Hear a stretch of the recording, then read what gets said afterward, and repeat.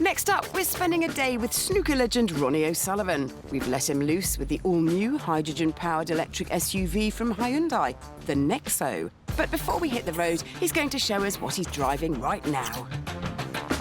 All right, this is my Audi RS4. I like the shape of it, nice colour, nice low-profile wheels. For me, doing a lot of miles up and down motorways, it's probably the best car that you could have. Right, this one is the R8 V10 Plus. This is just pure happiness. Every time I get in this, I get excited. I would recommend anyone that likes performance and sports cars to ditch the Porsche 911 and just go straight for the R8. Nothing like it. It's clear Ronnie is a massive petrol head, so what's he going to make of this 60 grand Nexo? I've never really been a lover of SUVs, to be honest with you. I had a Q7 once and it lasted a week, but this one looks quite pretty. Not a bad looking car. It's quite sporty. I like the matte finish on it. It's not too in your face. Yeah, quite simple. Nice big screen. Kind of looks all right, doesn't it? For an SUV, it's not bad. Today, he'll be using the Nexo to run errands around his northeast London patch. First impressions are, I actually really like the seating position. I like the cockpit. I like the size of the steering wheel. It feels quite nice in the hand. I think the quietness is something you could probably get used to. You know, instead of seeing your rev counter flying around, you think, oh, I can hear the grunt of the engine. Here, I can just see, well, I'm in full power mode. And it's got a nice bit of pickup. It doesn't feel like I'm driving a big car, which is always a plus for me. So far, so good. And if you're wondering how hydrogen-powered cars like this Nexo work, allow me to explain. Although hydrogen gas is flammable, you don't ignite it, as in a petrol engine, to generate power. Instead, it passes through a cell stack that fuses it chemically with oxygen. It's similar to the reaction that allows a battery to produce power, but the cell in this case is fueled by the hydrogen tank. As long as the cell has a feed of hydrogen, it can continue to produce an electric current that powers the electric motor. The only thing to come out of the exhaust as a result of the reaction is pollution-free water. Right, we've arrived at my first stop, which is the gym. Ronnie tries to get to his local boxing club as often as possible to let off a bit of steam.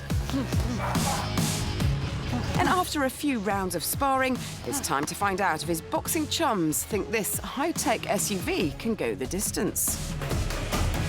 You like it? I like the colour. You like the colour? Yeah. But what about the shape? Nice. Get in it, sit in it, mate. What's the leg room like? Leg room's not I've got bad. little legs, it's good. Go on, get in there. It's like a spaceship.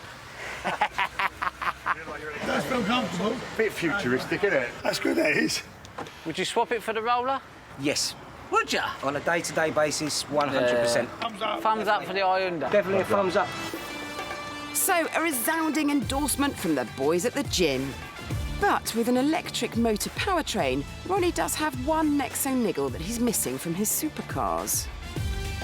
To have no gears, I like to play around with gears. So, like, I'm in here, I want to kind of find a bit more acceleration. Normally, I'd kick it down and I'm away. It's got a horsepower of 163, which is quite low, really. It does 0 to 60 in 9.4 seconds. It's no fly machine, but it is a family car.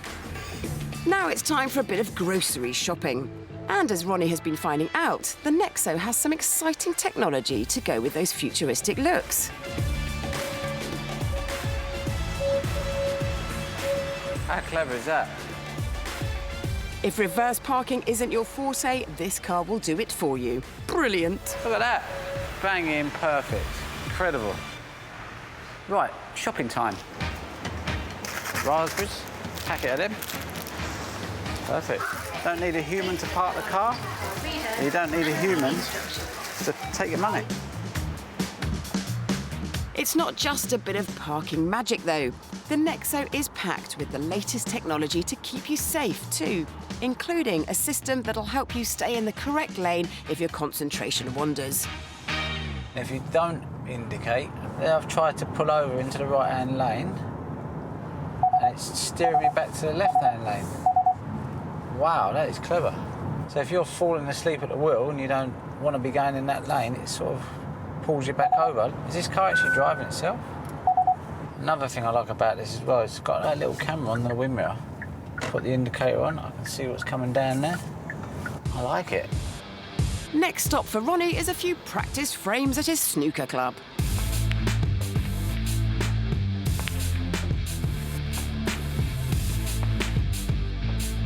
And he's keen to show fellow professionals Liang Wenbo and Judd Trump the car's nifty self-parking trick he tested earlier.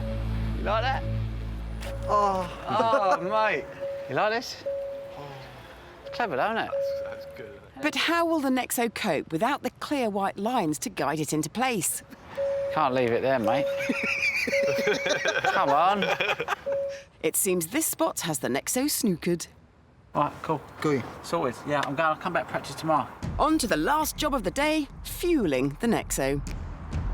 The car's tank can take 6 kilos of hydrogen because hydrogen is measured by weight, and this takes 5 minutes. However, at the moment there are only 15 hydrogen fuel stations in the UK, and the nearest one to Ronnie's house is nearly 20 miles away. Not ideal.